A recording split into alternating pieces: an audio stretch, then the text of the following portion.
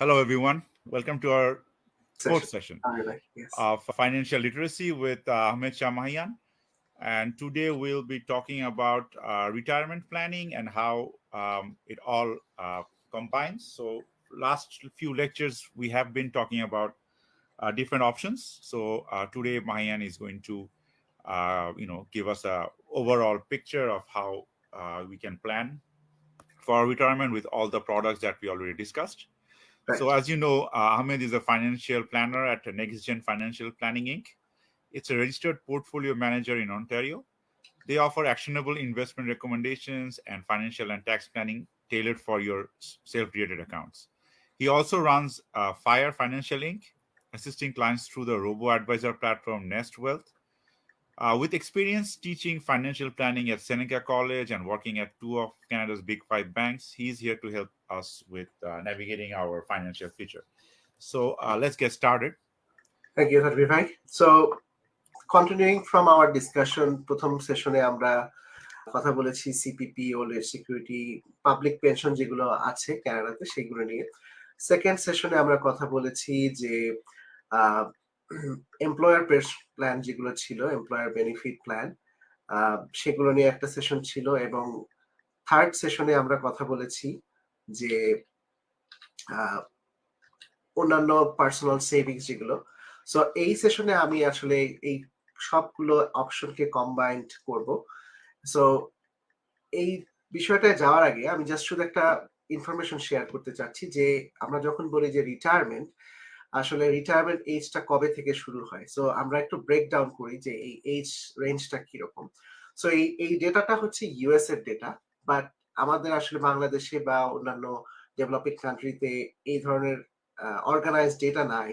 So that's why we have to rely on the USA data. But if we go back to Bangladeshi context, it would be similar. So silence generation হচ্ছে যারা 80 up, তাদেরকে usually silent generation বলা হয়। Baby boomers হলো 60 to 78 range. So second world ওয়ারের পরে যারা জন্মগ্রহণ করেছে তারা হলো বেবি বুমার্স। জেন এক্স হচ্ছে আমরা যারা no, sorry, I'm not a Gen X, but somebody who was born between 65 to 80, so যারা 50 mid 40 to late 50s তারা হচ্ছে Gen X। মিলেনিয়াল গ্রুপে আমি পড়বো, যারা হচ্ছে যে late 20s too early 40s এই গ্রুপটায়। এবং জেন জি যারা হচ্ছে রিসেন্টলি আমাদের দেশে বিপ্লব ঘটিয়ে দিয়েছে, তারা যারা 12 থেকে 26-7 ইয়ার্স এর মধ্যে, এবং 12 দের নিচে যারা, তারা হলো জেন আলফা। সো এই ব্রেকডাউনটা দিচ্ছি কারণটা হচ্ছে যে আমরা যখন রিটায়ারমেন্ট প্ল্যান নিয়ে কথা বলি, ইউজুয়ালি এইটা দুইটা গ্রুপকে ডিরেক্টলি অ্যাপ্লাই করে। তারা হচ্ছে যে আপনার বেবি বুমার্স যারা just getting into the retirement, এবং যারা জেন এক্স যারা হচ্ছে রিটায়ারমেন্টের জন্য রেডি হচ্ছে। Usually silent generation already retired, they have been retired for long enough, তারা আসলে একটা অটো ক্রুজের মধ্যে দিয়ে যাচ্ছে। So they already have everything set up. So more applicable এই সেশন, মানে এই রিটায়ারমেন্ট প্ল্যানিংটা হচ্ছে বেবি বুমার্সদের জন্য এবং যারা জেন এক্স তাদের জন্য। ইউজুয়ালি মিলেনিয়ালরা এখনো they don't think about retirement that much, because তাদের life already occupied with other different things. But gen X is going to be the more focused of our session. আমরা retirement স্টেজটাকে usually ভাগ করি three stages, বিভিন্ন বিভিন্ন studies থেকে। So early retirement, যেটাকে অনেকেই বলে গোগো ফেজ, গোগো ফেজটা সাধারণত দেখা যায় যে যারা আর্লি রিটায়ারমেন্ট 55 বা 60-তে রিটায়ার করে, দে আর স্টিল ভেরি অ্যাক্টিভ। তারা তাদের অনেক ফিজিক্যাল স্ট্যামিনা আছে, যারা হচ্ছে ওই সময়টা প্রচুর তারা ট্রাভেল করে। তাদের কিডসরা দেখা যায় যে ইউনিভার্সিটিতে পড়ে। আমি যেই জায়গায় কাজ করি next financial planning, we do a lot of retirement planning. So a lot of our client comes, ওদের দেখা যায় যে লেট 50s ওদের বয়স, এবং তারা জানতে চায় যে আসলে তারা কি অন ট্র্যাকে আছে কিনা রিটায়ারমেন্টে। সো আর্লি রিটায়ারমেন্টটা ইউজুয়ালি গোগো ফেজ, যেটা সাধারণত আর্লি রিটায়ারমেন্ট থেকে আই উড সে 70 পর্যন্ত ইউজুয়ালি থাকে এই এই রেঞ্জটা। এটা ডিপেন্ড করে হচ্ছে পার্সোনাল হেলথের কন্ডিশনের উপরে। সবার জন্য যে এই একই রেঞ্জ হবে তা না, বাট যতদিন পর্যন্ত তারা অ্যাক্টিভলি ট্রাভেল করতে পারে বা তাদের ফ্যামিলিকে দেখতে পারে, that would be the early go go phase area. এরপরের যে ফেজটা দেখা যায় যে তারা একটু সেটেল ডাউন হয়, যে তাদের বাচ্চারাও দেখা যায় যে ম্যারিড হয়ে যায়, they also settle down. So এই স্টেজে দেখা যায় যে আহ, একটু স্টেবিলিটি চায়, ট্রাভেল এক্সপেন্স কমে আসে, ট্রাভেলিংটার টাইমটা কমে আসে। হয়তোবা আগে 3 থেকে 4 বার ট্রাভেলিং করতো, এখন হয়তোবা একবার বছরে করে। So that's the second stage. Usually যেটা হয় যে অনেক সময় রিটায়ারমেন্ট হোমে চলে যায়। সো আমি যে বিল্ডিং এ থাকি সেটা অনেকটা রিটায়ারমেন্ট স্টাইল হোম, যেখানে আমরা অনেক ধরনের রিটায়ার্ড পার্সনরা থাকে। They live independently, but they do the grocery, but they at this stage they usually downsize. তো তাদের হয়তো বা ডিটাচড হোম ছিল, তারা সেটা বিক্রি করে দিয়ে কন্ডোতে চলে আসে, because they can do the maintenance work. এটা সাধারণত স্লো গো ফেজ। এটা 70s থেকে 85 depending on the health condition. এবং যে লাস্ট স্টেজটা হয় সাধারণত সেটা হচ্ছে যে নো গো ইয়ার্স। সেটা সাধারণত আপনার হেলথ কন্ডিশন যখন আর ইন্ডিপেন্ডেন্টলি কেউ চলতে পারে না, তখন এরা দেখা যায় যে কেয়ার হোমে চলে যায়। কানাডাতে এই জিনিসটা কমন, বাংলাদেশের কনটেক্সটে এটা খুব একটা নাই। বাট এখানে লিভিং অ্যাসিস্ট্যান্স যেই অপশন গুলো আছে, যেমন আহ, অনেক কোম্পানি আছে এখানে যে যারা হলো আপনার নার্স এবং আদার মেডিকেল প্র্যাকটিশনার্স থাকে এইসব ফ্যাসিলিটিসে।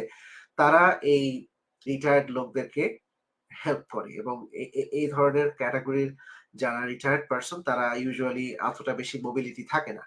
So it also you have to see where you are, এবং এক একটা স্টেজের এক এক ধরনের ফাইন্যান্সিয়াল চ্যালেঞ্জ এবং এক এক ধরনের চ্যালেঞ্জ থেকে যায়। আমরা যখন রিটায়ারমেন্ট নিয়ে কথা বলি, রিটায়ারমেন্টের আসলে কতগুলো রিস্ক ফ্যাক্টর থাকে, যেটা আমি একটু কথা বলতে চাই। প্রথম রিস্ক ফ্যাক্টরটা যেটা যেটা হলো যে লংজিভিটি রিস্ক। লংজিভিটি রিস্কটা হচ্ছে যে আপনার যে ফাইন্যান্সিয়াল রিসোর্স আছে, আপনার যে অ্যাসেট আছে, is it enough to go through your retirement life. So দেখা যাচ্ছে যে এখন অনেক মানুষই আর্লি রিটায়ারমেন্ট নিয়ে নিচ্ছে, 55, 57, 60 এই বয়সে রিটায়ারমেন্ট করে ফেলছে। So do they have enough resource to get through their end of their life? এবং বিভিন্ন স্টাডিতে যেটা দেখা গেছে যে এখন মানুষ অনেক বেশি বছর বাঁচছে। সো 100 বছর আগে আমাদের লাইফ এক্সপেক্টেন্সি হয়তো বা ছিল 40-50 বছর। 60 ইয়ার্স কে ধরা হতো যে এক্সট্রিম এক্সাম্পল, এটা 100 বছর আগেরও ডেটা। সো এখন যেটা দেখা যাচ্ছে যে অনেকেই 80-90 বছর বাঁচতেছে, এবং বাই এজ ইয়ার 2050 অনেক স্টাডিতে তারা এস্টিমেট করছে যে almost 10% of the population will be more than 100 years old. এটা ডিপেন্ড করবে যে কার এথনিক ব্যাকগ্রাউন্ড কিরকম, বা কে কোন ধরনের কান্ট্রিতে বসবাস করছে। But it's a huge risk যে আপনি যদি 80-90 বছর বাঁচেন, তাহলে কি do you have enough assets to cover those? Second আরেকটা রিস্ক বড়, যেটা যে মার্কেট ইনভেস্টমেন্ট। অনেকেই দেখা যায় যে ইনভেস্ট করে স্টক মার্কেটে, এবং that's where their majority of the wealth. এখন দেখা যায় যে অনেক সময় আপনি রিটায়ার করলেন এবং মার্কেট ও স্টক মার্কেট ক্র্যাশ হলো। এখানে যেমন একটা এক্সাম্পলে দেখাচ্ছি যে কোভিড এর সময় কিন্তু within the month stock market কিন্তু 30% ডাউন ছিল। সো দেখা গেল যে আপনি রিটায়ার করলেন, আপনার টাকা দরকার ওই অ্যাকাউন্ট থেকে, but market is down 30%। So আপনার $1 মিলিয়ন পোর্টফোলিও হয়ে গেল 8 লাখ টাকা বা 7 লাখ টাকা। Can you handle that risk? হ্যাঁ, এটা একটা বড় রিস্ক থেকে যায়। থার্ড যেটা খুবই ইম্পর্টেন্ট, আমরা মাত্র একটা ইনফ্লেশনারি সাইকেলের মধ্যে দিয়ে গেলাম লাস্ট 2 বছর, যে আপনি হয়তো বা আগে $60,000 খরচ করতেন বছরে রিটায়ারমেন্টের আগে আগে। এখন দেখা গেল যে ইনফ্লেশনের কারণে সবকিছুর দাম বেড়ে গেল, এখন আপনার হয়তো বা $70,000 লাগবে। Do you have enough resource to absorb that extra $10,000 expense? So that's also another risk factor থেকে যায় যখন আপনি রিটায়ারমেন্টে যাবেন। এবং যেহেতু এটা প্রায় 30 বছরের একটা সময়, 60 থেকে 90 বছর, সো এটা একটা বড় একটা রিস্ক থেকে যায়, যে ইনফ্লেশনের রিস্কটা। এছাড়াও আপনার লং টার্ম কেয়ার, আমাদের বাংলাদেশি কমিউনিটিতে এখনো অনেকে লং টার্ম কেয়ারে যাচ্ছে না, বাট হোপফুলি, মানে এটা এটা হোপফুলি না, মানে এটা বাস্তবতা হচ্ছে যে নেক্সট 20-25 ইয়ার্স এর মধ্যে একটা বিগ পপুলেশন আমরা দেখা যাবে যে এই লং টার্ম যে লিভিং অ্যাসিস্ট্যান্ট যে ফ্যাসিলিটিস গুলো আছে সেগুলোতে আমাদের বাংলাদেশিরাও আস্তে আস্তে থাকা শুরু করবে। So do we have enough resource, এটা কিন্তু খুব এক্সপেন্সিভ এই লিভিং অ্যাসিস্ট্যান্স যে ফ্যাসিলিটিস গুলো। সো এটাও একটা ফ্যাক্টর থেকে যায়। এছাড়াও আরো কিছু রিস্ক আছে, যেমন সিকোয়েন্স অফ রিটার্ন, যেটা বললাম যে স্টক মার্কেটে কখনোই আপনার একই ধরনের রিটার্ন দিবে না, বা আপনি ধরেন হাউজিং মার্কেটে যদি আপনার ইনভেস্টমেন্ট থাকে, এটা কিন্তু কখনোই একরকম ইনভেস্টমেন্ট রিটার্ন দিবে না। কখনো আপনাকে 10% দিবে কোনো বছর, আবার কোনো বছর আপনাকে -2% দিবে। সো এই সিকোয়েন্স অফ রিটার্নটা খুব ইম্পর্টেন্ট, যে দেখা গেল যে আপনি রিটায়ারমেন্টে গেলেন, কিন্তু আনফরচুনেটলি ওই বছরই আপনার মার্কেট ক্র্যাশ করলো 10% বা 15%, দেন আপনি তো কোনো অপশন থাকবে না। আপনাকে তো টাকা উইথড্র করতে হবে। আপনার তো ওই টাকা থেকে আপনাকে বেঁচে থাকতে হবে। সো আ যখন আপনি টাকাটা উইথড্র করতেছেন, তখন যদি মার্কেট ডাউন থাকে, you are destroying the portfolio. So এটা একটা বড় রিস্ক থেকে যায়। এছাড়াও যেটা পেনশন প্ল্যানের চেঞ্জ। আপনি হয়তোবা একটা কোম্পানিতে পেনশন আপনার আছে। দেখা গেল যে কোম্পানি ব্যাংক্রাপ্ট হয়ে গেল। তখন আপনার পেনশনটাও কিন্তু এফেক্টেড হবে। আমরা যারা জানি, একটু ১০ বছর আগে যারা কানাডাতে আসছি, তারা একটু জানি যে জিএম, জেনারেল মোটরস এর যেই একটা প্রবলেম হয়েছিল ১০ বছর আগে। That was that can happen to any company unless it's a government sponsored company. This kind of event can happen anytime to anybody. গত ২ বছর আগে আমি একটা কাজ করেছিলাম greyhound. Greyhound is a large bus company ছিল। তাদেরও কিন্তু একই রকম অবস্থা হয়েছে, যে they didn't have enough pension. Plus আপনার ধরেন যে পাবলিক পেনশন গুলো আছে, যেমন সিপিপি বা ওল্ড এজ সিকিউরিটি, এগুলোও কিন্তু কনস্ট্যান্টলি চেঞ্জ হয়। গভর্নমেন্ট চেঞ্জ হওয়ার সাথে সাথেই আপনার দেখা যায় যে এটার এলিজিবিলিটি বাড়ায় দেয়, বা এটার অ্যামাউন্টের পোর্শনটা কমায় দিচ্ছে। সো এই জিনিসগুলা কিন্তু থাকবেই।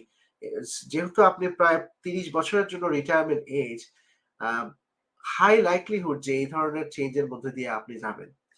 এছাড়াও আপনার অন্যান্য যে রিস্ক গুলো থেকে যায়, সেটা হচ্ছে যে ট্যাক্স। রিটায়ারমেন্টের সময় ট্যাক্স, ইউজুয়ালি যারা আমরা ফাইন্যান্সিয়াল প্ল্যানিং এ কাজ করি, we want to make sure যে তাদের যে ট্যাক্সের যে বার্ডেনটা, তার যেটা মিটিগেট হয়, মানে মিনিমাইজ হয়। সো এটাও আপনাকে খেয়াল রাখতে হবে। এছাড়াও আমরা প্রতিনিয়ত যেটা দেখি ভুল, সেটা হচ্ছে যে সিপিপি আর ওল্ড এজ সিকিউরিটি, যেটা কানাডা পেনশন প্ল্যান এবং ওল্ড এজ সিকিউরিটি, এটা ভুল সময় নেয়। দেখা যায়, আমি গত সপ্তাহে একজনের সাথে কাজ করলাম একটা বিষয় নিয়ে। উনি কাজ করছে, but he triggered his CPP. It was a complete disaster. আমরা কথা বলি যখন, তখন আমরা বলি, বাট এটা ডিসিশনটা আপনাকে নিতে হবে আপনার পার্সোনাল ফাইন্যান্স বুঝে। আপনি আরেকজনেরটা দেখে আপনি ওটা কপি করলে কিন্তু ভালো হবে না। কারণ উনার পার্সোনাল সিচুয়েশন আর আপনার পার্সোনাল সিচুয়েশন এক না। সো সিপিপি এবং ওল্ড এজ সিকিউরিটির যে আ এই নেওয়ার যে সময়টা, এটা আমরা প্রায় ভুল দেখে থাকি, এবং আপনি যেহেতু লাইফ টাইমে একবারই এটা আপনার ডিসিশন নিবেন, ভেবে-চিন্তে নেওয়া উচিত। এক্সপার্ট কারো সাথে কথা বলে নেওয়া উচিত। আ আপনার পাশের বাসার ভদ্রলোকের কথা শুনে এটা নেওয়া উচিত না। কারণ he doesn't know your personal situation. Third আরো কিছু প্রবলেম, যেটা রিটায়ারমেন্ট স্পেসিফিক, সেটা হচ্ছে যে ইনভেস্টমেন্ট মিস্টেক করে অনেকেই। দেখা যায় যে ওভার কনফিডেন্স চলে আসে। আম এছাড়াও ফাইন্যান্সিয়াল অ্যাবিউজ খুব কমন একটা আমাদের কমিউনিটিতে, যেটা দেখা যায় যে এল্ডারলি প্যারেন্টস এর টাকা নিয়ে নেয়। এটা খুবই কমন, এবং এখন যেটা হয়েছে যে fraud, scam, online banking scam প্রচুর হয়। সো আপনার চোখ কান খোলা রাখতে হবে। এছাড়াও আরেকটা প্রবলেম, যেটা আমাদের রিটায়ারমেন্ট যারা যাচ্ছে, তাদের হলো স্যান্ডউইচ জেনারেশন বলে। যে দেখা যায় যে যারা 50s বা 60s, তাদের অনেকেরই প্যারেন্টস কিন্তু এখনো বেঁচে আছে। সো দেখা যায় যে তাদের প্যারেন্টস এর বয়স 80, 90, আবার তাদের ছেলে-মেয়েদেরও বয়স দেখা যায় যে 25, 30। সো এই যে একটা স্যান্ডউইচ জেনারেশন, যে তাদের প্যারেন্টসরাও তাদের প্যারেন্টসদেরকেও টেক কেয়ার করতে হয়, আবার তাদের বাচ্চাদেরকেও, অ্যাডাল্ট চিলড্রেনদেরকেও টেক কেয়ার করতে হয়। কারণ হচ্ছে যে অ্যাডাল্ট চিলড্রেনরাও নিজেদের বাড়ি কেনার সামর্থ্য হয় নাই। কারণ হচ্ছে যে কানাডার যে হাই কস্ট অফ লিভিং এবং হাই হাউজিং প্রাইস, তারা নিজেরাও হয়তোবা নিজের বাড়ি কিনতে পারছে না। সো দেখা যাচ্ছে যে তাদের অ্যাডাল্ট চিলড্রেনরাও তাদের সাথে আছে, আবার তাদের বাবা-মাদেরকেও তাদের টেক কেয়ার করতে হয়। সো এই যে একটা ডুয়াল একটা জেনারেশনের যে একটা প্রেশার, সেটাও কিন্তু তাদেরকে ম্যানেজ করতে হয়। এছাড়াও আরো যেটা কমন, সেটা হচ্ছে যে unexpected expense. 30 years is a long time.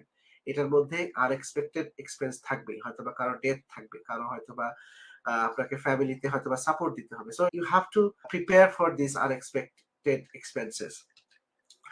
এখন আমরা দেখি যে একটা কমন যারা রিটায়ারমেন্টে যায়, ক্যানাডিয়ান যারা, তাদের একটা কমন একটা ট্রেট কিছু ফিচার দেখি যে কিরকম একটা ক্যানাডিয়ান যখন রিটায়ারমেন্টে যায় তাদের ফিনান্সিয়াল সিচুয়েশনটা কিরকম। কারণ আমরা যেহেতু এই লাইনে প্রতিদিন কাজ করি, so we can tell you যে এই ধরনের প্রোফাইল আমরা সবসময় দেখতে পাই। So usually late 50s early 60s এ যখন কেউ যায় তাদের বাচ্চারা হয়তোবা 25-30 ইয়ার্স থাকে এবং তারা সাধারণত তাদের জব থাকে এবং they are out of their parents home. তারা মোটামুটি ফাইন্যান্সিয়ালি ইন্ডিপেন্ডেন্ট থাকে।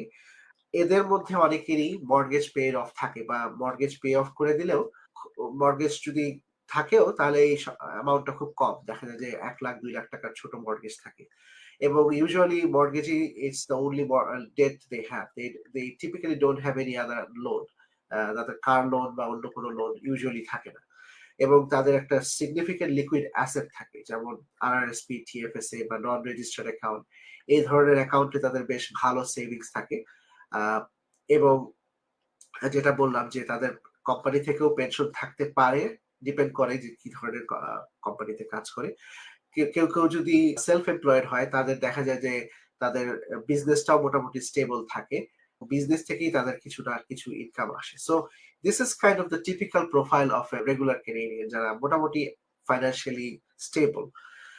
এখন আমি একটু কম্পেয়ার করতে চাচ্ছি যে বাংলাদেশি কমিউনিটির সাথে এই যে ক্যানাডিয়ান কমিউনিটির একটু পার্থক্যটা। বাংলাদেশি কমিউনিটির মধ্যে দেখা যায় যে অনেকেই যেটা বললাম যে অ্যাডাল্ট চিলড্রেনদেরকে রেইজ করতে হয়। একটা এক্সট্রা যে বার্ডেনটা থাকে সেটা কিন্তু থেকে যায়। এটা আমাদের কমিউনিটিতে বেশি। কারণ ক্যানাডিয়ান কমিউনিটিতে 18 বছর হয়ে গেলেই most of the kids go out of their parents home. তারা ফাইন্যান্সিয়ালি ইন্ডিপেন্ডেন্ট হলো কি হলো না, they typically don't care unless মানে কেয়ার করে না ঠিক কথাটা ঠিক না, বাট মোর অর লেস 18 হলেই আস্তে আস্তে চলে যায়। এছাড়া বাংলাদেশি কমিউনিটির জন্য যেটা ইউনিক চ্যালেঞ্জ সেটা হচ্ছে যে আমাদের কমিউনিটির লোকেরা অনেক বড় মানে housing is a big portion of our network. এবং দেখা যায় যে রিটায়ারমেন্ট থেকে 2 বছর দূরে এইরকম অবস্থায় আরেকটা বাড়ি কেনে বা অনেকেই 50s এ গিয়ে একটা বাড়ি বিক্রি করে আরেকটা বাড়ি কিনে আরো বেশি মর্টগেজ দিয়ে। So when they are going into the retirement, they already have $500,000-600,000 mortgage balance. So that's a unique challenge to আমাদের কমিউনিটির জন্য। এছাড়াও যেটা হলো নলেজ গ্যাপ। আমাদের কমিউনিটির অনেকেরই ফাইন্যান্সিয়াল যে লিটারেসি এই ক্যানাডিয়ান কনটেক্সটে নাই। হয়তোবা তাদের বাংলাদেশি কনটেক্সটে অনেক তারা বুঝেন, বাট ক্যানাডিয়ান কনটেক্সটে নলেজের গ্যাপ আছে। এছাড়াও যেটা আমি বললাম যে রিয়েল এস্টেটের ডমিনেন্স দেখা যায় যে আহ, যদি কারোর নেটওয়ার্থ $1-2 মিলিয়ন হয়, দেখা যায় যে 80%-90% of their net worth is tied into real estate. Real estate ভালো খারাপ দুই দিকই আছে। আমি ওটা পরে যখন রিয়েল এস্টেট নিয়ে সেশন করবো তখন ওটা নিয়ে বলবো। But it's not properly diversified. আরো যেটা দেখা যায় যে আমাদের কমিউনিটিতে আসলে ভালো অ্যাডভাইজারের খুব সংকট, সবাই চায় অ্যাডভান্টেজ দিতে। প্লাস যেটা আমাদের অনেকেরই আছে যে বাংলাদেশে আমাদের আমার ফ্যামিলি রেসপন্সিবিলিটি আছে। দেখা যায় যে একটা একটা big portion of our family lives in Bangladesh. তাদেরকে ফাইন্যান্সিয়ালি সাপোর্ট দিতে হয়। সো এগুলা কিন্তু সবই আমাদের বাংলাদেশি কমিউনিটির জন্য ইউনিক একটা চ্যালেঞ্জ। এখন আসি যে আমাদের আসলে কখন থেকে রিটায়ারমেন্টের জন্য চিন্তা করা উচিত। সো যত দ্রুত আপনি যদি এই কোয়েশ্চেনটা কোনো ফাইন্যান্সিয়াল প্ল্যানারকে জিজ্ঞেস করেন তাহলে ওরা একটা জেনেরিক অ্যান্সার দিবে যে যত দ্রুত শুরু করা যায়। বাট ইন প্র্যাকটিক্যাল সেন্স আসলে আমাদের এ, দেখা যায় যে জেনেক্স যেটা আমি বললাম যে 5 ইয়ার্স রিটায়ারমেন্ট থেকে that's when people get serious. এবং আমাদের কাছে অনেক সময় আসে যে আমাদেরকে বলে যে we want to retire in 2030, এই হলো আমাদের asset, we have no clear picture. যে আমরা আমাদের কাছে কোনো ক্লিয়ার পিকচার নেই। কারণ এখন আমি হয়তোবা আমি হাজবেন্ড ওয়াইফ মিলে $2 লাখ ইনকাম করছি, আমার একটা পে চেক আসতেছে, but what's going to happen when both of us retire? So আমার এই টাকাটা কোত্থেকে আসবে? সিপিবি কত আসবে? ওল্ড এজ সিকিউরিটি কত আসবে? যেটা আমরা লাস্ট 2-3 সেশন ধরে কথা বললাম। সো এই ক্লিয়ার পিকচারটা সবার নাই। So this is when you are মানে 3 to 5 ইয়ার্স যখন হয় রিটায়ারমেন্টের আগে আগে, তখন সাধারণত সবাই একটু সিরিয়াস হয়। এবং usually তখন that's the best time to get a retirement readiness plan, যে একটা অ্যাডভাইজারের সাথে বসে এই জিনিসটা নিয়ে নাম্বার গুলো নিয়ে কাজ করা উচিত। প্রথম কাজটা যেটা সেটা হচ্ছে যে আপনাদের একটা ক্যাশ ফ্লোর একটা আইডিয়া নেওয়া, যে আচ্ছা আমি রিটায়ারমেন্টে যাচ্ছি, আমার এখন মাসে খরচ হয় ধরেন $৬০,০০০, আমি রিটায়ারমেন্টে গেলে আমার এক্সপেন্ডিচার কিরকম হতে পারে। So we should all go through those number. Second যেটা, যে আমার $60,000 যদি আমার খরচ হয়, তাহলে আমার অ্যাসেট কতটুকু আছে, আমার আরআরএসপি তে কত টাকা আছে, আমার টিএফএস তে কত টাকা আছে, আমি পেনশন থেকে কত টাকা পাবো। এই নাম্বারগুলো খুব ইম্পর্টেন্ট। এবং যখন আমরা এই প্ল্যান গুলো নিয়ে কাজ করি, তখন উই উইল ডিটারমাইন যে আচ্ছা আমার $৬০,০০০ আমার বছরে দিতে হবে, আমার এত টাকা মতো অ্যাসেট আছে, তাহলে আমি এই অ্যাসেট গুলোকে কিভাবে প্রপারলি স্ট্রাকচার করতে পারি, দ্যাটস এবং ম্যাক্সিমাইজ করতে পারি এই সেভিংস গুলো, সেটাও আমাদের এই part of the process.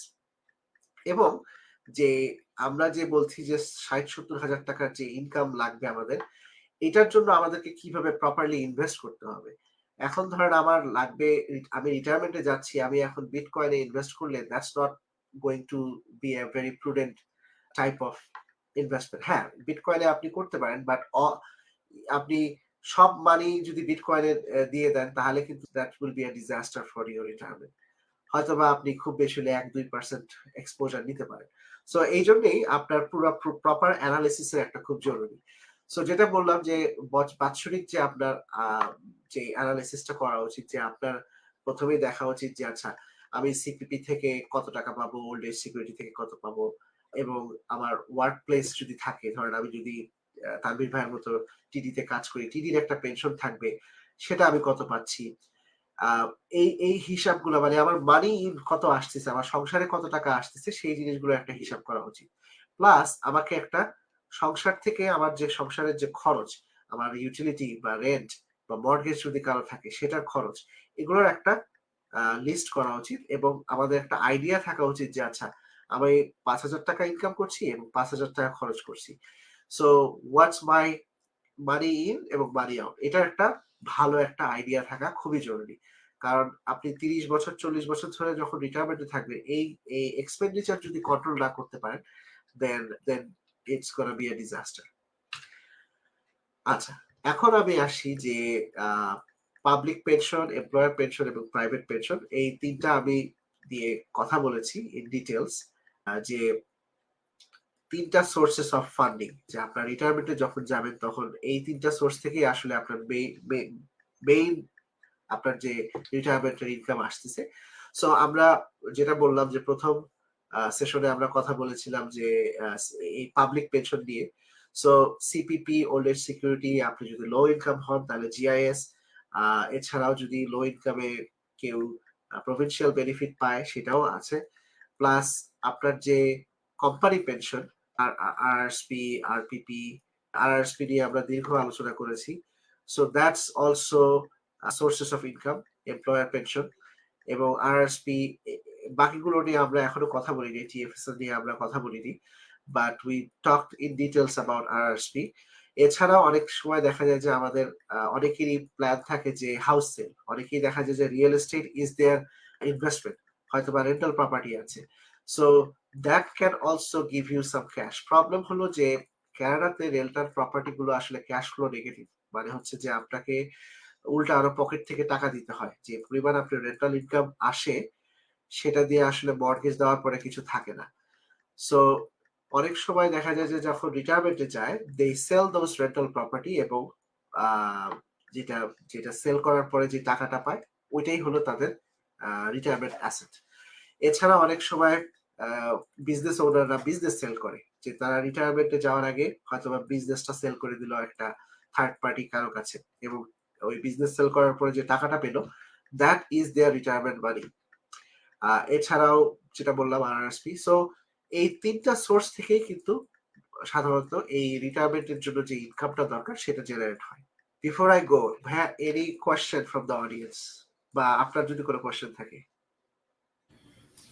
No, I had a question about like, yeah, so এখন তো people are living till 90, so yeah, 30 years is a long time, like 1/3 of your life almost, right? So হ্যাঁ, That's like concerning thing, how to plan for 30 years, right? So আমাদের exactly. South Asian না ধরলাম একটু less, even like 20 years, 25 years, right? That's a lot, still lot of time. So right. uh, it is kind of daunting to hear think out about. everything. So হ্যাঁ, and হ্যাঁ। আরো আরো যেটা problem হবে যে সামনে যদি আরো মেডিকেল অ্যাডভান্সমেন্টস হয়, যে যেভাবে মানুষের আয়ু বাড়ছে, it will be uh, it will be যেটা আপনি বললেন ডন্টিং ডন্টিং একটা সিচুয়েশন। সো এই কারণে আসলে প্ল্যানিং এর খুব আমরা এমফেসিস করি। আচ্ছা, তারপরে যেটা, সরি স্পটলাইটটা বলা হয়। আচ্ছা, এখন আসি যে ট্যাক্স টিপস নিয়ে কিছু কথা বলি। যে রিটায়ারমেন্টের জন্য কিছু ট্যাক্স টিপস দিয়ে ইউজুয়ালি অ্যাকাউন্টেন্টরা বা যারা এই সেক্টরে কাজ করে, they have some tax saving strategy. So first যেটা, যে দেখা যায় যে রিটায়ারমেন্ট কেউ যদি সিক্সটিজে করে, সো আর যদি আমরা যেটা আগেই এক্সপ্লেন করেছি যে সাধারণত আমরা সিপিপি এবং ওল্ড এজ সিকিউরিটিটাকে ডিলে করতে চাই, কারণ হলো ডিলে করলে আপনি পয়সা বেশি পাবেন। আহ, যদি আপনি সিপিপি ওল্ড এজ সিকিউরিটি যদি সেভেন্টিজে নেওয়া শুরু করেন, তাহলে আপনি আসলে 40-30% বেশি পাবেন। সো আমরা করি কি, যে সাধারণত ডিলে করে দেই CPP old age security, unless the client really needs the money.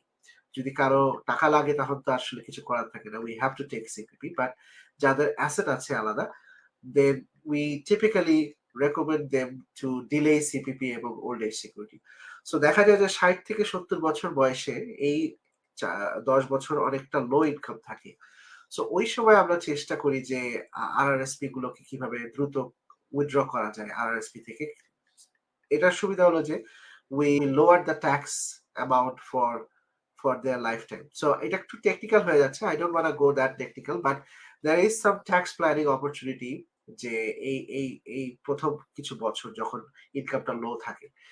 Second যেটা হলো যে আরআরএসপি, টিএফএসএ, নন রেজিস্টার্ড বা পেনশন, কোন সোর্স থেকে আপনি কত টাকা উঠাচ্ছেন, that's a very important distinction too, because each sources gets taxed differently. So আপনার পেনশন ইনকাম আরএসপি যেমন আপনার ফুললি ট্যাক্সেবল, আবার টিএফএস এ ট্যাক্সেবল না, আবার নন রেজিস্টার্ড। সো এই যে আপনি টাকাটা উঠাচ্ছেন আপনার বিভিন্ন রিসোর্স থেকে, এটাও আপনাকে একটু ভেবে চিন্তে উঠাইতে হবে, আপনার যাতে ট্যাক্সটা কমে আসে। সো আপনি যদি ফাইন্যান্সিয়াল প্ল্যানারের সাথে কাজ করেন, they will help you out কিভাবে আপনাকে এটা উইথড্র করতে হবে। প্লাস ইনভেস্টমেন্ট, আপনি কি ধরনের ইনভেস্টমেন্ট করছেন, দ্যাটস অলসো ইম্পর্টেন্ট, কারণ প্রত্যেকটা জিনিসই আপনি যখন কোনো কিছুতে ইনভেস্টমেন্টে হাত দিবেন, that has a tax implication. So এটাকে আপনাকে মনে রাখতে হবে। অনেক সময় আমরা যেটা করি সেটা হলো স্প্লিট ইনকাম। স্প্লিট ইনকামটা কি, যে ধরেন একজন কাপল আছে, যে হাজবেন্ড সারা জীবন কাজ করেছে, ওয়াইফ হোম বেকার ছিল, she was busy with raising kids. So রিটায়ারমেন্টে যখন যায়, তখন we want to make sure যে ওয়াইফেরও এনাফ ইনকাম থাকে, কারণ ক্যানাডাতে ট্যাক্স হয় হলো ইন্ডিভিজুয়াল বেসিসে। So rather than having 100,000 retirement income to one spouse, we want to create $250,000 retirement source. একটা 50,000 টাকা হলো হাজবেন্ডের জন্য এবং আরেকটা 50,000 টাকা হলো ওয়াইফের জন্য। এটার সুবিধাটা হচ্ছে যে কম্বাইন্ড যে ট্যাক্সটা, সেটা তখন কমে আসবে। আপনি যদি শুধু $100,000 একজনের ইনকাম হয়, সেক্ষেত্রে আসলে বেশি ট্যাক্স দিতে হয়। সো এটা একটা স্প্লিট ইনকামের মধ্যে বিভিন্ন স্ট্র্যাটেজি আছে, I don't want go that technical, but financial প্ল্যানাররা আপনাদেরকে এই হেল্পটা করবে, যে এই যে রিটায়ারমেন্ট ইনকাম স্প্লিটিং এর ব্যাপারে।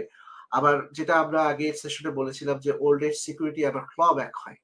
সো আপনারা যারা বাংলাদেশে এখানে প্রফেশনাল কাজ করছেন, দেখা যাচ্ছে যে আপনাদের অনেকেরই হয়তো বা ভালো পেনশন থাকবে, এবং দেখা যাবে যে আপনাদের ওই থ্রেশহোল্ডের উপরে চলে যাবেন।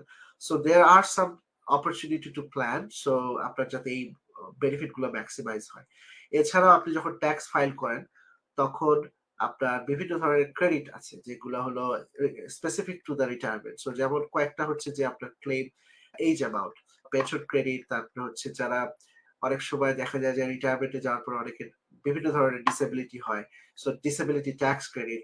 এছাড়াও মেডিকেল এক্সপেন্স। সো এই সবগুলো আপনার মাথায় রাখতে হবে যাতে আপনি ট্যাক্সটা অপটিমাইজ ঠিক মতো হয়।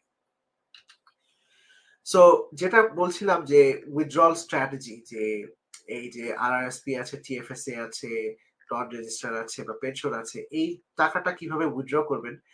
আমরা যখন রিটায়ারমেন্ট প্ল্যানিং প্ল্যানার হিসেবে কাজ করি, we go through this number এবং আমরা এরকম একটা স্ট্র্যাটেজি বলে দেই ক্লায়েন্টকে যে আপনার এই ধরনের এক্সপেন্স লাগবে। আপনি যখন 55 বছর বয়স, তখন হয়তো বা আপনার 1,80,000 টাকা আপনার রিটায়ারমেন্ট এক্সপেন্ডিচার লাগবে। সো এটা হলো আপনি যখন কাজ করছেন, আপনার হয়তো বা কম্বাইন্ড ইনকাম এখন 3 লাখ টাকার কাছাকাছি। So you will still work for the next 5 years. এই 5 ইয়ার্সে আমরা কোনো টাকা উইথড্র করবো না, বাট আপনি যখন রিটায়ারমেন্টে চলে যাবেন, your spending goes back to 100,000. So এই $100,000 যদি হয়, তাহলে আমি কিভাবে কি সোর্সেস থেকে টাকা উঠাচ্ছি। সো এই ধরনের একটা প্ল্যান, এই ধরনের একটা প্ল্যানকেই আমরা বলি যে রিটায়ারমেন্ট প্ল্যান। সো এই ধরনের ডিটেল আউটফ্লো ইনফ্লো এগুলো আমরা ইউজুয়ালি দিয়ে থাকি ক্লায়েন্টকে, এবং আমরা প্রজেক্ট করি যে আচ্ছা আমার যদি নেটওয়ার্ক থাকে $1 বিলিয়ন, কিভাবে এই $1 বিলিয়নটা গ্রো করছে বা আস্তে আস্তে ডিক্লাইন হচ্ছে, এটার যে একটা প্রজেকশন সেটাও আমরা করে থাকি যে এটার আসলে কিরকম ট্যাক্স হতে পারে, কি ধরনের, কেউ যদি কখনো মারা যায় তার কিরকম ট্যাক্স লাইবিলিটি থাকতে পারে, যে যে সিআরএ কে কত টাকা দিতে হবে, সেটার একটা প্রজেকশনও আমরা করে থাকি usually. So we go through all of this in the proper retirement plan. So এটার সাথে খুব রিলেটেড একটা কনসেপ্ট হচ্ছে যে অ্যাসেট অ্যালোকেশন, যেটা হলো যে আপনার যে টোটাল নেটওয়ার্থ, ধরেন কথার কথা আমার আমার একটা বাড়ি আছে, আমার একটা আরআরএসপি আছে, একটা টিএফএসএ আছে, একটা পেনশন প্ল্যান আছে। সো হয়তো বা আমার একটা রেন্টাল প্রপার্টি আছে। এই যে টোটাল অ্যাসেটটা, এই অ্যাসেটের মধ্যে আমার কতটুকু রিয়েল এস্টেট রিলেটেড, কতটুকু আমার স্টক মার্কেট রিলেটেড, কতটুকু আমার সঞ্চয়পত্র বা বন্ড মার্কেট রিলেটেড। সো এই পুরো যে অ্যালোকেশন, এটাকে বলে অ্যাসেট অ্যালোকেশন। সো এই অ্যাসেট অ্যালোকেশনের মধ্যে সাধারণত যেটা হয় যে যখন মানুষজন ইয়াঙ্গার থাকে, কম বয়স থাকে, they have long time to grow their wealth. So যখন লং সময় থাকে কারো, তখন they can invest aggressively. So এই এগ্রেসিভ বিহেভিয়ারটা থাকতে পারে যখন অনেকের অনেক কম বয়স এবং যাদের অনেক বছর সময় থাকে to grow their money. So somebody who is in their uh, let's say late 20s, early 30s বা early 40s, they can take a lot of risk. কারণটা হচ্ছে যে তাদের কিন্তু স্টিল তারা কাজ করছে, তারা স্টিল মেকিং মানি, তারা আস্তে আস্তে মর্টগেজ শোধ করছে, তারা প্রত্যেক বছরই কিন্তু একটা পোর্শন সেভ করছে। কিন্তু যখন আসলে মানুষজন আসলে এজ হচ্ছে, মানে রিটায়ারমেন্টের কাছাকাছি চলে যাচ্ছে, তখন কিন্তু তাদের টাইম লাইনটা কমে আসতেছে। কারণ তারা হয়তো বা কিছুদিন পরে তাদের এইখান থেকে টাকা তুলতে হবে। The timeline is getting shrinked. So তখন থেকে আস্তে আস্তে এই ইনভেস্টমেন্টটা তত আর এগ্রেসিভ করতে পারে না। তখন আস্তে আস্তে এগ্রেসিভ ইনভেস্টমেন্ট থেকে মডারেট ইনভেস্টমেন্টে চলে আসতে হয়। এবং যখন কেউ রিটায়ারমেন্টে যায়, তখন আরো বেশি কনজারভেটিভলি ইনভেস্ট করতে হয়। কারণ তখন দেখা যায় যে মানুষ চায় সিকিউরিটি। কারণ আমি জানি যে আমার 2 লাখ টাকা মাসে লাগবে রিটায়ারমেন্টে। সো আমাকে মেক শিওর করতে হবে যে আমার বছরে 24 লাখ টাকা, বাংলাদেশি টাকার কথা বলতেছি, যে 24 লাখ টাকা যাতে আমার রেডিলি অ্যাভেলেবল থাকে। আমি যদি এখন এটা কোনো রিয়েল এস্টেটে ইনভেস্ট করি, it may takes years to sell that real estate. So যেটা আমার 3 থেকে 4 বছরের মধ্যে, নেক্সট 2 থেকে 3 বছরের মধ্যে লাগবে, that money should always be in liquid fund. Liquid fund বাংলাদেশের কনটেক্সটে আমি যদি বলি, সেটা কি হতে পারে? সঞ্চয়পত্র। সঞ্চয়পত্র is an excellent choice for this kind of option. Canadian কনটেক্সটে কি হতে পারে সেটা আমি এখনই বলছি। সো যেটা আমি বললাম যে কেউ যদি যখন ইনভেস্টমেন্ট শুরু করে, যাদের অনেক সময়, লম্বা সময়, they can take a lot of risk, এবং তারা হয়তো বা স্টক মার্কেটে তাদের এক্সপোজার বেশি থাকবে। কিন্তু যখন আস্তে আস্তে তারা রিটায়ারমেন্টের কাছাকাছি চলে আসবে, তখন দেখা যাবে যে তাদের এই রিস্কটা কমায় আনতে হবে।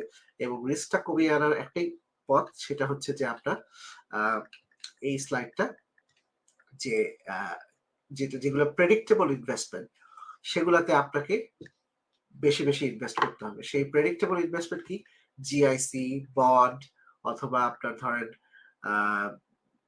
Money market fund. সো এই ধরনের প্রোডাক্ট গুলোতে ইউজুয়ালি আপনার রিলায়েবিলিটি বেশি থাকা উচিত।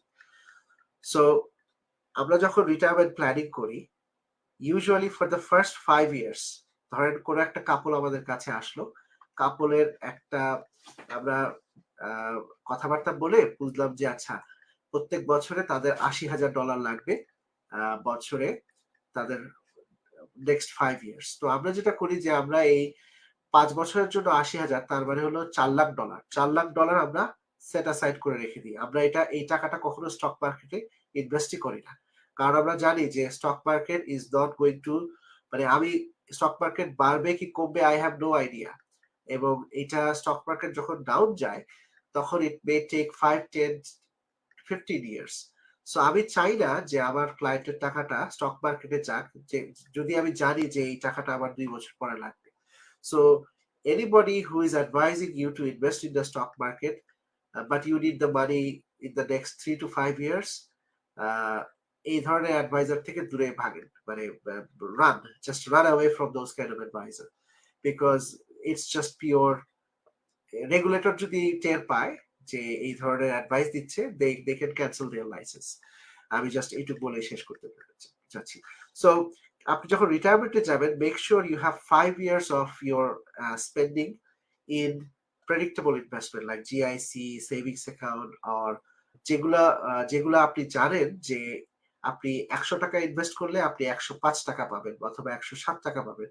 আপনি 100 টাকা ইনভেস্ট করে যদি আপনার 70 টাকায় নেমে আসে, that's not the investment you want for that first 5 years. Anything more than 5 years, you can take a little bit of risk, এবং সেই টাকাটা আপনার যাওয়া উচিত হলো আপনার কিছু স্টক মার্কেটে। এবং স্টক মার্কেটের মধ্যেও অনেক ধরনের সেক্টর আছে, যেমন ধরেন গ্রোথ সেক্টর আছে, ডিফেন্সিভ সেক্টর আছে। সো আপনি যখন কোনো অ্যাডভাইজারের সাথে কাজ করবেন, they will determine those for you. এবং এই যখন আপনাকে রেকমেন্ডেশন গুলো দিবে, তখন আপনাকে কিন্তু সবগুলোই ওরা অ্যানালাইজ করেই বলবে। সো আপনার ট্যাক্স ফ্রি সেভিংস অ্যাকাউন্ট অথবা আরআরএসপি, রিফ, পেনশন, এগুলো সবগুলোকেই ওরা কনসিডার করে তারপর ওরা আপনাকে রেকমেন্ডেশনটা দিবে। সো ইউজুয়ালি এই সেকশনটা আমি হয়তোবা ইন ডিটেলস এক্সপ্লেইন করব যখন আমরা ইনভেস্টমেন্ট নিয়ে একটা ওয়েবিনার করব, সেখানে আমি বেশি ইন ডিটেলস এক্সপ্লেইন করব। বাট আমরা যখন ইনভেস্ট করি ক্লায়েন্টের টাকা, ইউজুয়ালি আমরা চাই যে ফিক্সড ইনকাম টাইপের যে ইনভেস্টমেন্ট গুলো, যেমন বন্ড বা জিআইসি, এই ইনভেস্টমেন্ট গুলো সাধারণত আমরা আরআরএসপি টাইপ অ্যাকাউন্টে করে থাকি। কারণটা হচ্ছে যে আরআরএসপি টাইপ অ্যাকাউন্টটা হলো আপনার ফুললি ট্যাক্সেবল। এই ধরনের অ্যাকাউন্টে আমরা সাধারণত ফিক্সড ইনকাম বা বন্ড এই টাইপের ইনভেস্টমেন্ট গুলো করে থাকি। টিএফএসএ অন দ্য আদার হ্যান্ড, এই অ্যাকাউন্টে আমরা সাধারণত গ্রোথ স্টক ইনভেস্ট করি বা গ্রোথ যেগুলো সেক্টর আছে। সো কারণটা খুব সিম্পল। আপনি টিএফএসএ তে ইনভেস্ট করলেন ধরেন 50,000 টাকা, সেই 50,000 টাকা যদি 1.5 লাখ টাকা হয় 20 ইয়ার্স পরে, এই যে 1 লাখ টাকার গেইন, এটার উপর কোনো ট্যাক্স দিতে হবে না। কিন্তু আপনি যখন আরআরএসপি তে করবেন, আপনি 50,000 টাকা আরআরএসপি তে কন্ট্রিবিউট করলেন, কিন্তু আপনি 20 বছর পরে এটা 1.5 লাখ হলো। আপনি যখন 1.5 লাখ টাকা থেকে তুলতে যাবেন, এই 1.5 লাখ টাকা কিন্তু পুরাটাই ট্যাক্সেবল।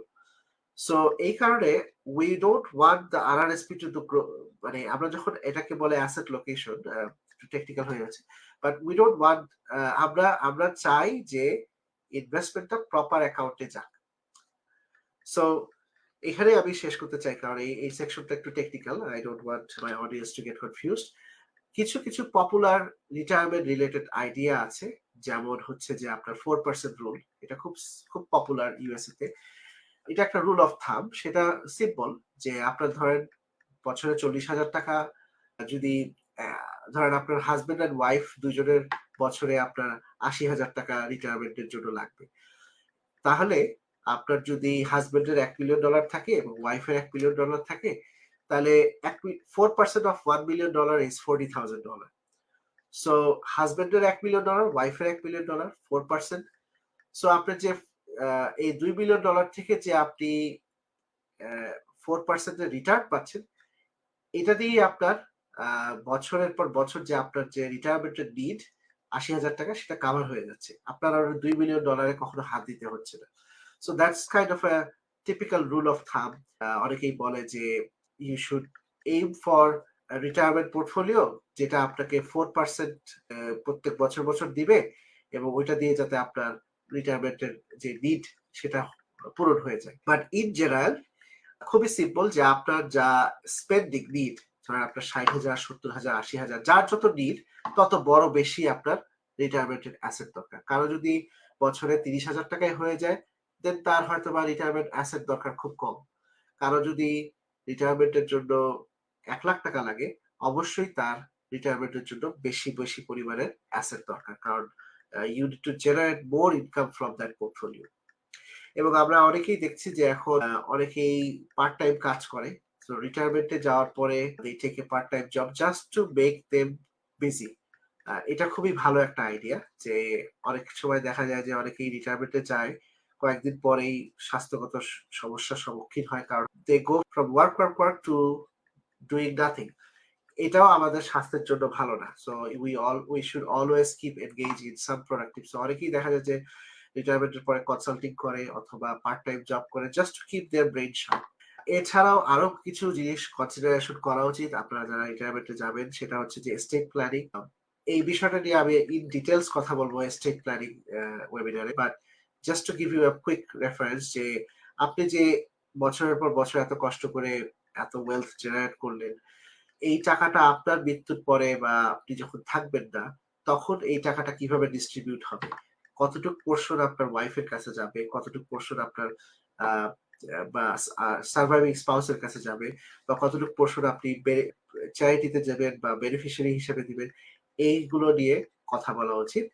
এবং আমাদের এইখানে যেহেতু আপনার সবকিছু উইল এবং পাওয়ার অফ অ্যাটর্নির মাধ্যমে হয়, সো এই ডকুমেন্ট গুলো আপডেটেড থাকাটাও খুব জরুরি।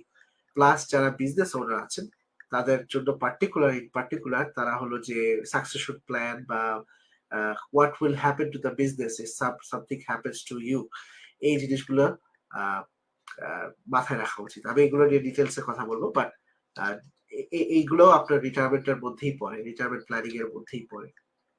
সো রিটায়ারমেন্টের সময় আপনার লাগবে একজন financial advisor who can walk you through all those number, CPP, wallets, যতগুলো নিয়ে আমরা কথা বললাম সবগুলো নিয়ে আপনাকে হেল্প করতে পারবে। অনেক সময় আমরা ইন্স্যুরেন্স এজেন্টকে এনগেজ করি, কারণ অনেকেই দেখা যায় যে they have a large tax liability. So অনেক সময় অনেক সাকসেসফুল যারা বিজনেস ওনার, তাদেরকে দেখা যায় যে মারা যাওয়ার পরে অনেক টাকা দিতে হবে যে সিআরএ কে।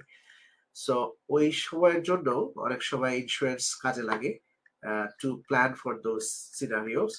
এবং অনেকেই আবার দেখা যায় যে অনেকের ইন্স্যুরেন্স পলিসি থাকে, হয়তো বা কেউ 25 ইয়ার্স এর টার্ম পলিসি দিয়েছে 20 বছর আগে, those can be converted to permanent life insurance এবং can be used for other retirement purpose. So এগুলো সবই আপনার ফাইন্যান্সিয়াল প্ল্যানার সাথে যখন কথা বলবেন, they will look through all of this. এছাড়াও আপনার একটা ট্যাক্স অ্যাকাউন্টেন্ট লাগবে, যে কিনা ইউজুয়ালি স্পেশালাইজ ইন রিটায়ারমেন্ট, যার কিনা এই সব ধরনের ট্যাক্স ক্রেডিট সম্পর্কে একটু আইডিয়া আছে। হোম অ্যাক্সেসিবিলিটি ট্যাক্স ক্রেডিট একটা আছে, যেটা অনেক সময় আমরা আমাদের ক্লায়েন্টদেরকে দেই। সেটা হচ্ছে যে আপনি ধরেন আপনার কোনো ডিসেবিলিটির কারণে আপনার হয়তো বা হাউসটাকে রিমডেল করতে হচ্ছে, আপনাকে হয়তো বা একটা অ্যাক্সেসিবিলিটি চেয়ার অথবা একটা রিমডেল করতে হচ্ছে, যাতে you can go to your home easily.